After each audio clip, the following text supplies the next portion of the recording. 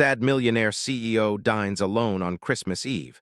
Then a single mother and her twin daughters arrive. Christmas Eve has a way of making loneliness echo louder, and in a room filled with laughter, warmth, and clattering plates, Everett Callahan sat alone, staring at the empty chair across from him, perfectly set, painfully untouched. The waiter had just approached with a hushed apology, mumbling that the kitchen was running a little slow. Everett simply nodded, polite as always, his fingers brushing the edge of his sleek dinner napkin. His meal, a prime rib special, what this place was known for, was on its way. But that wasn't what he was really waiting for. Not tonight. The restaurant was packed, ambient with holiday joy, people clinking glasses, kids bouncing in their seats, silverware chiming like little bells. Amid the holiday chaos, Everett was strikingly out of place, alone in a room built for togetherness. But it wasn't the solitude that cut the deepest. It was the memory sitting silently across from him, occupying a chair that had been empty for years. He reached into the inner pocket of his coat, fingers brushing against a velvet box. He didn't open it anymore. He hadn't in a long time. Still, he carried it, like a promise frozen under glass, waiting for a day that never arrived. Tonight was supposed to be different. Or it was in the life he used to imagine. In that life, there would have been twin little girls arguing over dessert, a woman smiling with soft eyes, laughter that bounced off the walls like music. Instead, there was only the hum of the room and the sharp clang of cutlery at nearby tables. Across the restaurant, families leaned close over shared appetizers, children doodled on paper placemats, and couples sipped red wine slowly like it mattered. Everett stared at his phone screen, pretending to scroll, pretending not to care. But Christmas Eve never lets you lie, no matter how cleanly you hide behind your success. If you believe in the power of compassion, in the way ordinary hearts can shift the axis of someone else's world, take a moment to like and subscribe. Because in this story, just one small act changes everything. Everett checked his watch. Not because he had somewhere to be. Time was easier to face than memory. Each second ticked like a heartbeat, stubborn and heavy. He looked up once more at the chair across from him, still empty, still waiting. He could almost see her there, laughing, nudging his hand gently, eyes lit with the feel of winter and family. But she'd never made it this far, and Everett had built an entire empire around not thinking about that. Then the door opened. A gust of cold wind and snow swept inside, uninvited but honest. A woman stepped in, brushing stray snowflakes from her sleeves, her cheeks marked with chill. In each of her hands, a small girl, same curls, same wide eyes, same bright red bows like tiny flames against the winter gray. They practically glowed as they looked around the restaurant like they'd stepped into a secret world stitched together by strangers and twinkling lights. Everett didn't notice them right away, but something shifted. You know that tug, that unspoken pull when the air just changes? It happened right then. The hostess leaned in, gently pointing to an open table toward the back.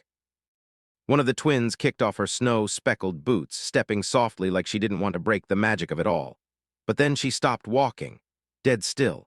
Her eyes locked on Everett. He hadn't looked up yet, but he felt her gaze, the kind that levels straight through bone, not aggressive, not unsure, just knowing. Like she'd already decided you mattered. He raised his eyes, unsure why his pulse jumped. And there she was, her small face searching his, not with curiosity, but certainty.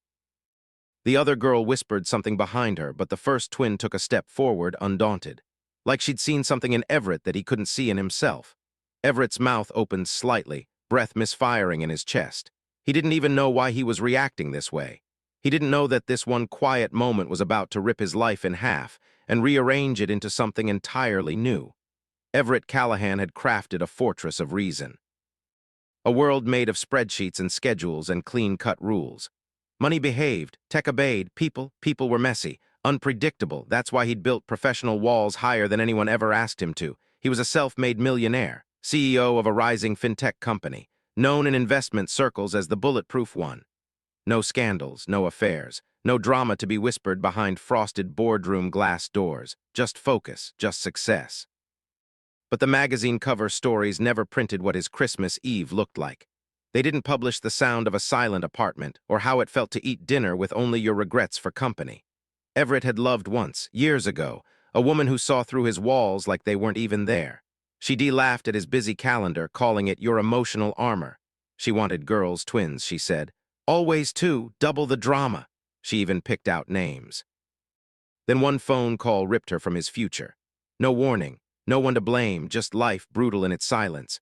Since then, Everett turned off the faucet on all feelings, worked until everything went numb, The dreams, he shut those down too. Laughter, family, love, all classified under risks he no longer took. Tonight he'd picked this restaurant on purpose, lively, loud, anonymous.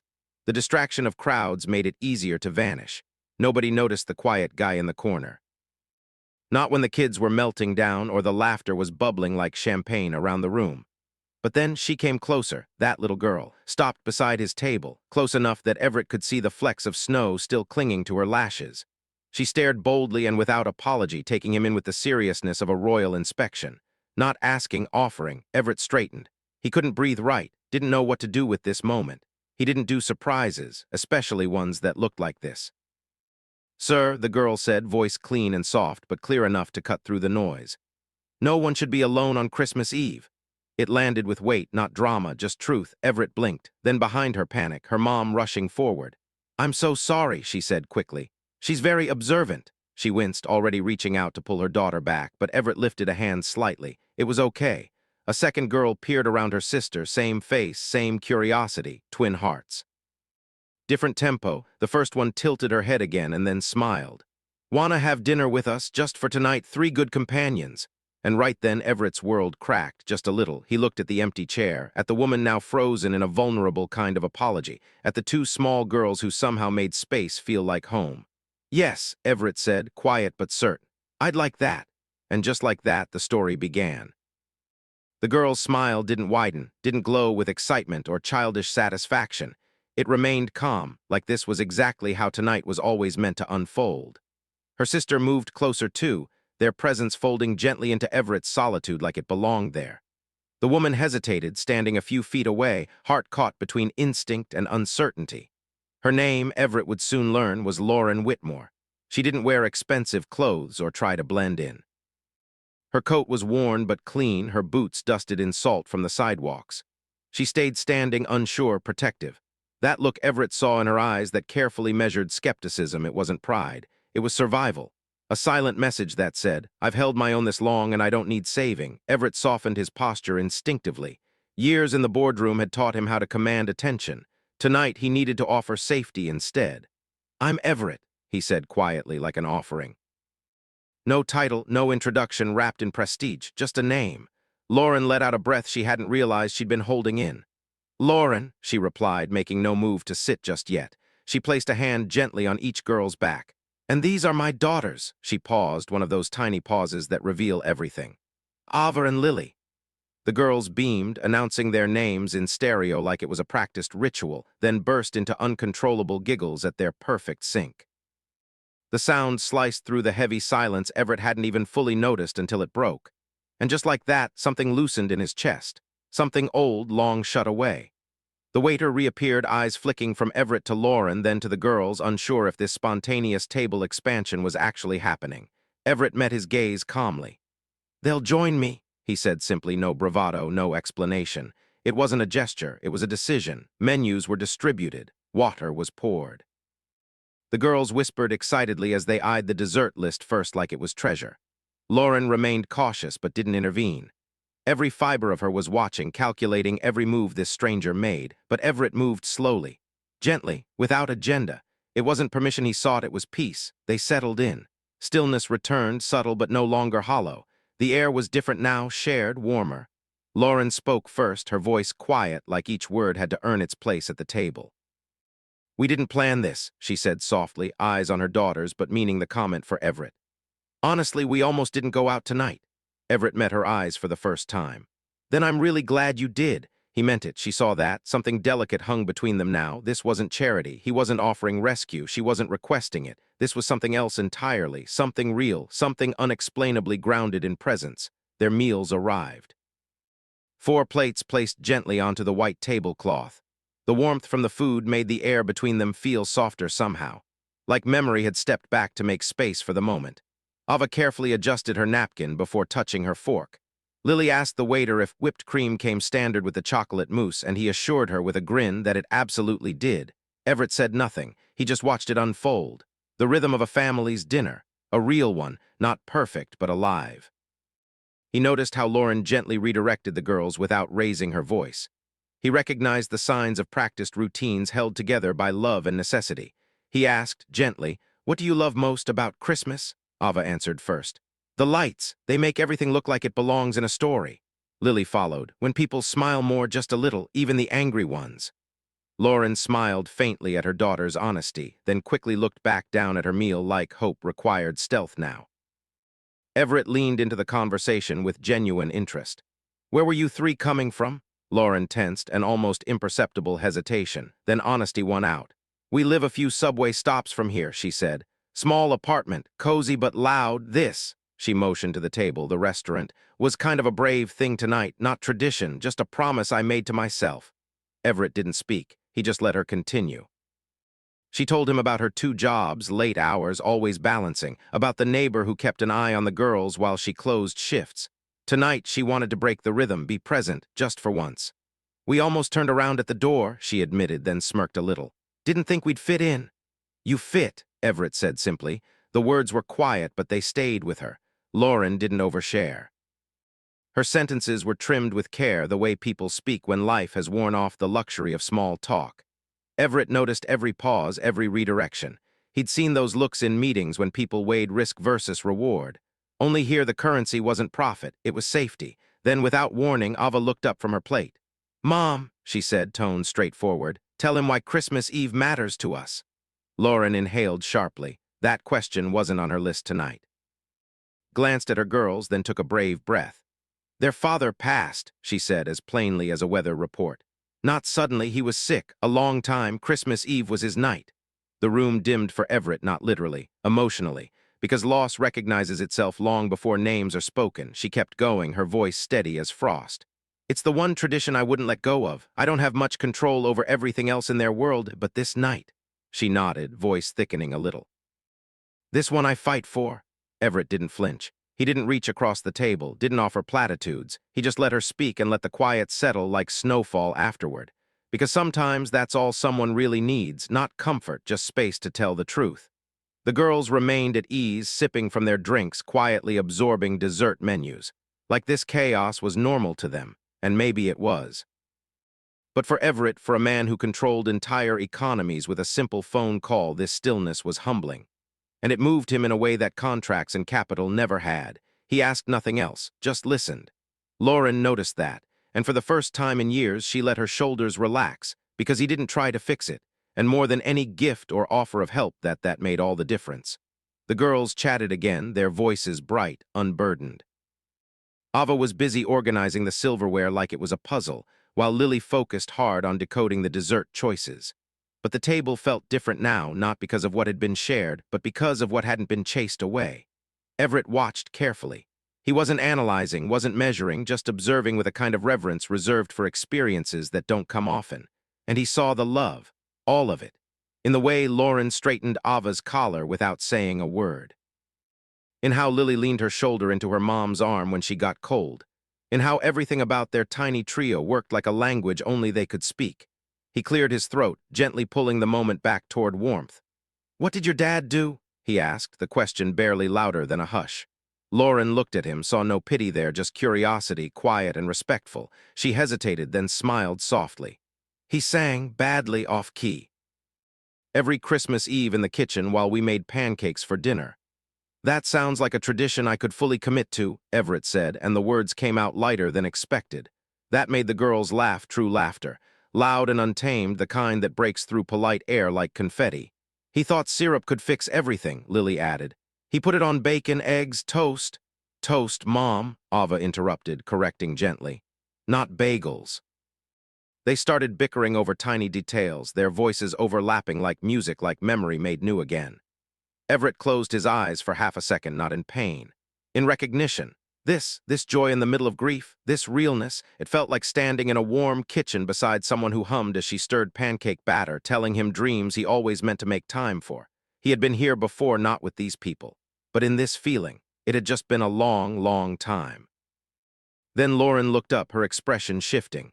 What about you? She asked. Everett blinked, caught off guard not by the question itself, but by how easily it landed. She wasn't asking what he built, she was asking if he felt something while building it.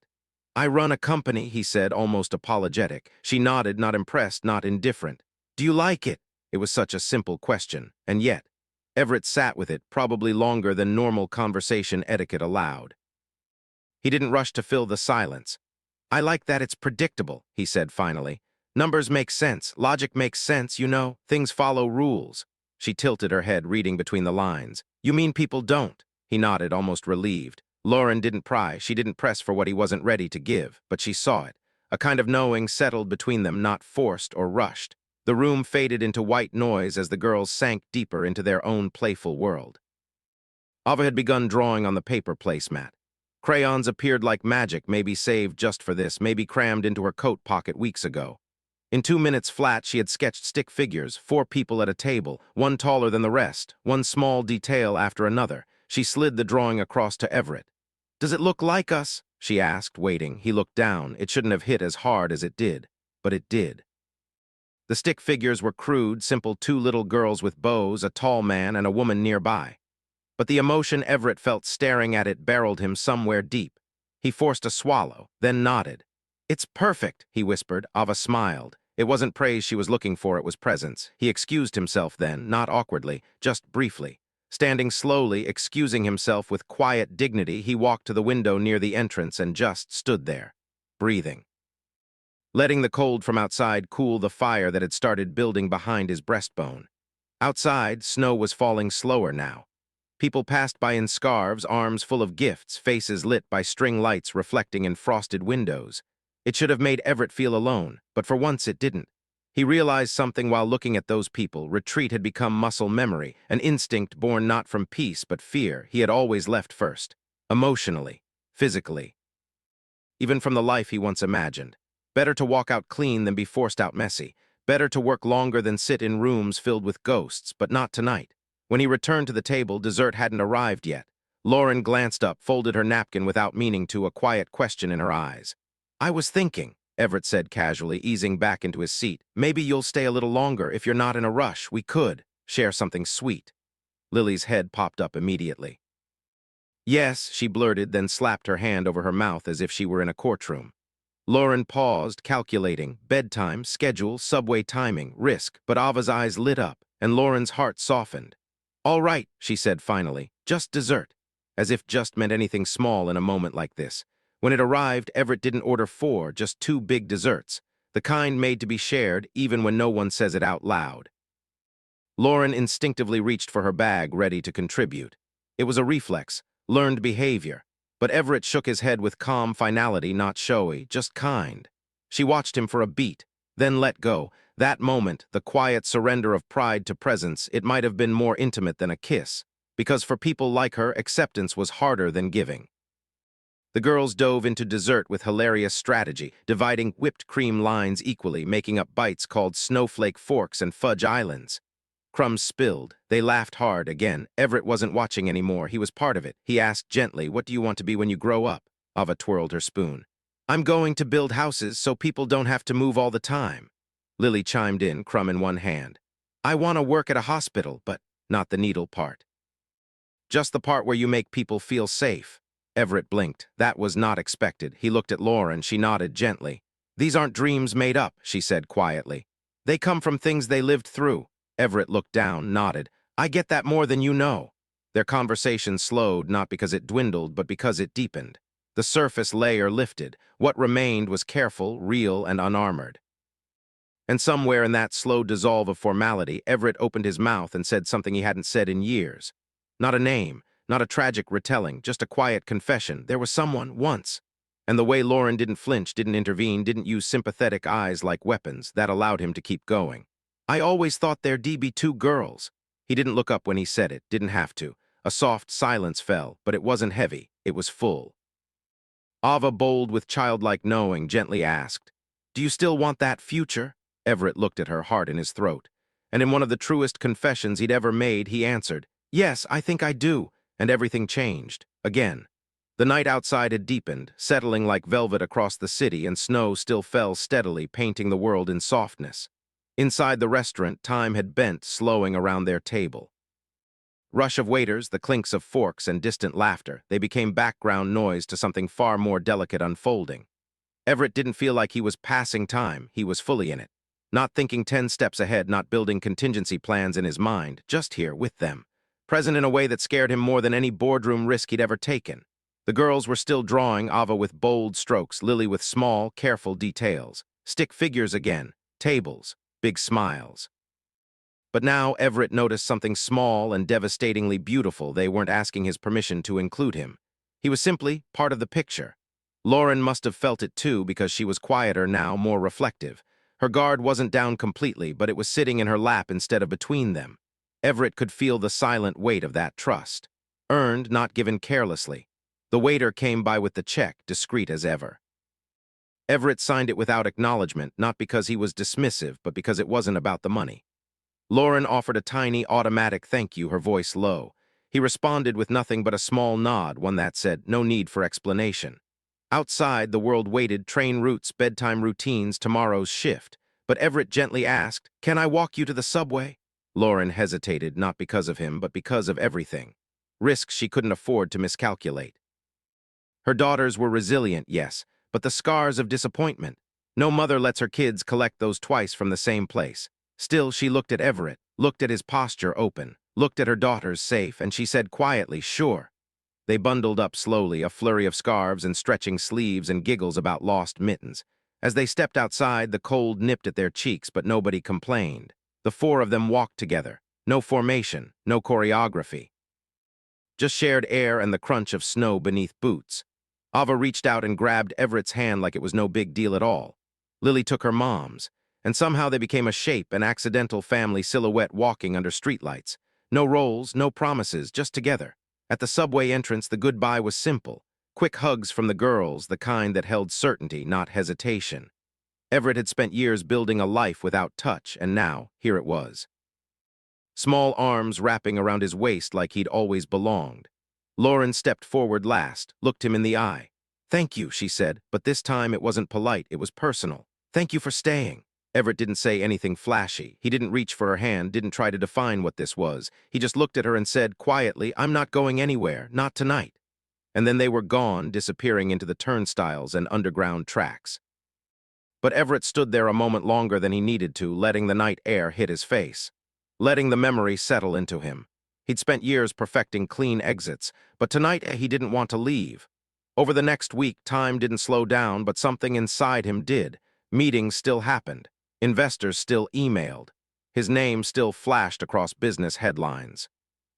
But in stolen pauses, on elevator rides, in the quiet of his office, in the evening hum of city lights, his mind wandered back to that table, that drawing, that laughter. He found himself wondering where Lauren was at that moment, whether the girls were asleep yet, whether Christmas Eve had stayed with them the way it had stayed with him. Lauren didn't forget either. She told herself she wouldn't let that night become more than what it was. But every time Ava or Lily brought Everett up, it wasn't about gifts or grandeur. It was always about how they felt that night. Safe, seen, heard. She waited, let herself think in quiet places, at the kitchen table after bedtime, during laundry, on solitary subway rides home from work. She de-learned to doubt anything that looked too good, too generous. But Everett hadn't reached beyond what was given, and that more than any famous last name or polished charm made him feel safe. So one evening she wrote a note, short, sincere, intentional, not a letter, not a thank you drenched in sentiment, just a message that said, that night mattered. The girls talked about you all week, and I just thought you should know. She'd nearly deleted it half a dozen times, asked herself if she was chasing something. But in the end, she sent it anyway. Across the city, Everett's phone buzzed. He was alone in his apartment when it came through, mid-break from emails he wasn't really reading. He sat still for a moment before picking up the phone. Her message wasn't long, but it reached straight through his chest. He read it twice, then 3 times. There was no ask in it, no invitation, just impact, truth. And that unsettled something in him in the best possible way. He replied simply, no overthinking, no edits, just that night mattered to me too. From there, a rhythm began, no strategy, no pressure. Just small, quiet messages passed between people figuring out what connection was allowed to feel like when it's built without transaction. Photos of the girls coloring at the kitchen table. A snapshot of iced-over city blocks Everett crossed during his walk to work. A joke Lily had told at breakfast. The name of Ava's favorite building game. Questions, observations, anchors. Everett started learning what intimacy without intensity looked like. And Lauren, who had built her world on walls, started realizing that maybe consistency didn't have to come with obligations. Still, they were careful, cautious in different ways. He wondered often, was he capable of showing up for real, not just on holidays, but through moods, missteps, mess, and Lauren wondered, could her daughters handle another bond that might disappear? Neither voiced these fears, not yet. But the doubt hummed low beneath the new space growing between them. Not fear of failure, fear of mattering, because mattering meant the loss would hurt if it came again. But kids, they're smarter than we think. Ava and Lily didn't need dates or definitions. They started including Everett in stories about the future, casually. Next time we go there, maybe Everett will come. If we bake cookies, we should save him one. They weren't testing boundaries. They were extending safety lines. They were children learning what it looked like when someone chose to keep showing up.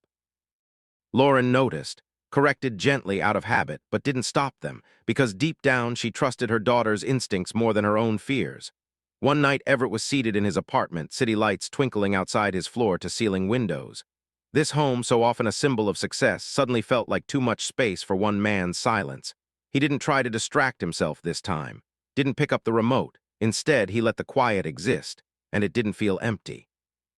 It felt wide open, like something was waiting to grow. The envelope didn't arrive from a courier or marked urgent. It showed up like most things that truly matter do, quietly, unadvertised. Just a plain white envelope among his usual stiff white mail, quarterly reports, account summaries, and documents no longer requiring his full attention. He almost tossed it, almost missed it completely. What stopped him was the handwriting, rounded, careful, slightly slanted, like someone had tried to make it just right.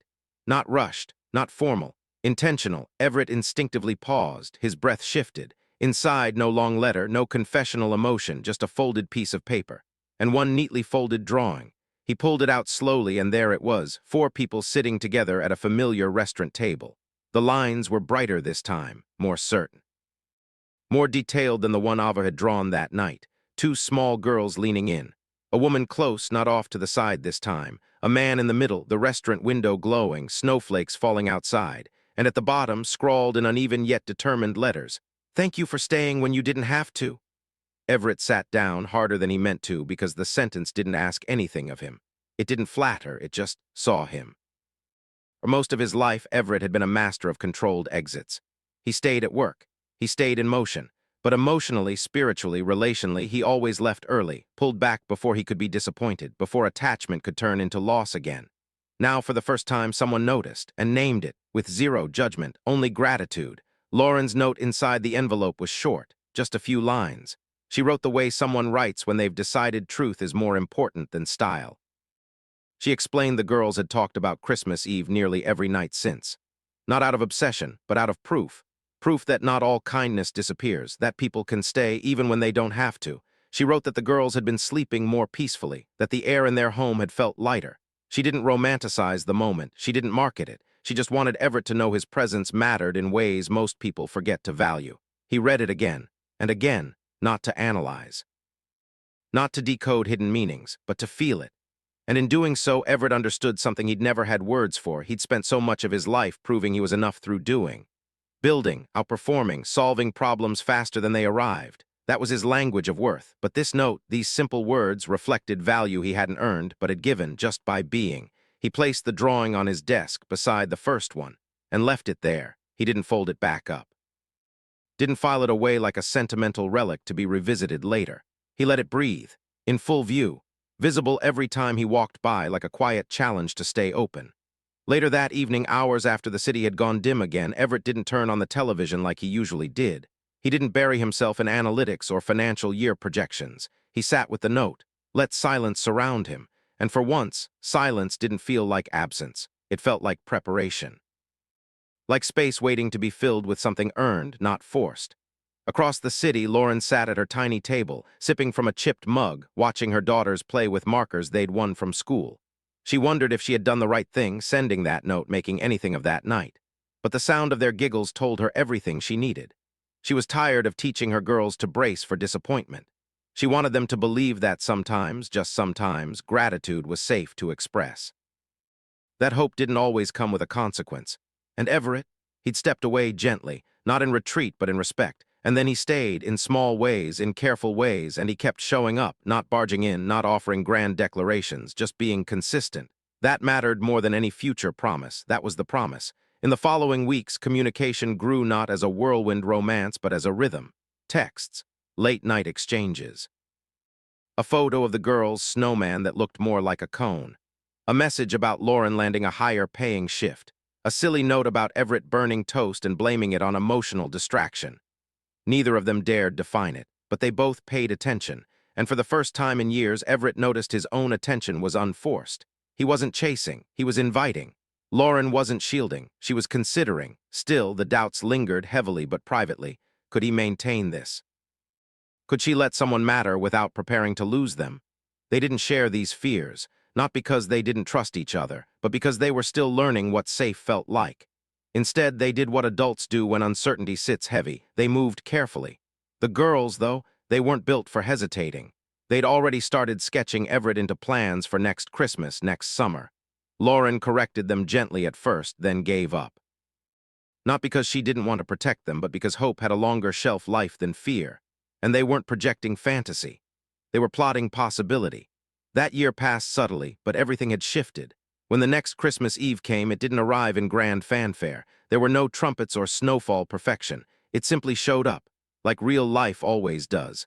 Everett Callahan woke up that morning the way he always had, early, scheduled, already answering emails before sunrise. But by 10 a.m., he stopped mid-call with an executive and realized something that startled him. He was doing it again, filling space to silent stillness. So he hung up, politely, changed into a simple sweater, sat for a full minute at his window before moving, and then he left. He arrived at the restaurant early, not for control, but because he wanted to be sitting where they could find him, not hidden. When the hostess greeted him, she offered a private table again. Quiet corner. No, Everett said. Same spot as last year. She smiled. She remembered. He sat. He didn't pull out his phone. He didn't fuss with his coat. He waited, not out of impatience, but anticipation. Lauren entered a few minutes later, the door swinging behind her in a rush of winter air. The girls ran ahead, red bows bouncing, hands eager. They didn't ask to hug him this time. They just did. And Everett didn't suppress that familiar panic he once mistook for control. He bent down. Hugged them back, pulled them in, and it didn't feel dangerous. It felt necessary. Lauren approached slowly, watching. She saw no performance in him, just presence. They all sat together, the same table, same truth. Only this year they weren't strangers bumping into hope. They were familiar now. They talked about school, changes, achievements, cookies that flopped. Teachers Ava thought were mostly fair. Midway through, Lauren excused herself. And when she returned, the girls handed Everett a folded piece of paper from Ava's backpack. Another drawing. It had evolved again. 4 people now wearing coats, walking through snowfall, not sitting anymore, moving forward. Inside the restaurant window behind them, lights shimmered. Below the sketch in Ava's careful print, families can start any time. Everett's throat tightened, and this time he didn't hide it. Lauren watched him as he stared at the drawing, truly looked. And she saw something she hadn't seen in him even a year ago. He wasn't resisting the feeling. He wasn't preparing to run. When she spoke, she did it softly. I'm not asking for certainty, she said. Not a label, not a promise. What I care about is repetition, safety, and honest intent. My girls, they've lived through enough sudden endings. So have I. Everett nodded. There was nothing in him that flinched at her clarity. I understand, he said. I'm not trying to fill a hole, he added. I'm just choosing to stay because I want to. And in that moment, it wasn't about romance. It was about truth. When they walked toward the subway that night, Ava grabbed his hand again without permission. Lily grabbed her mom's, and they walked as 4, not faking anything, not forcing anything, but becoming something. Before they said goodbye, Lauren looked at Everett with the softest eyes he'd ever seen on her. Thank you for staying, she whispered again. He didn't say always. He didn't need to. He said, I'm not going anywhere tonight. And it was enough. Back in his apartment later, Everett placed the new drawing beside the last. 2 pieces of art, 2 Christmas Eves, 1 silent promise. He realized something. Healing doesn't mean the past disappears. It means the past doesn't control what comes next. He looked around his home, not as a fortress, not as a showroom, but as a space where someone might live. He picked up his phone, typed a message, paused, then sent it without fear. And for once it didn't feel brave. It just felt right. This wasn't a fairy tale. This was real. And finally, real was worth staying in. And real life was finally starting to feel worth staying in. Thanks for listening. If this story touched your heart, subscribe and turn on notifications for more stories that remind us that goodness is still alive in the world. Tell us in the comments where you're watching from. See you in the next story.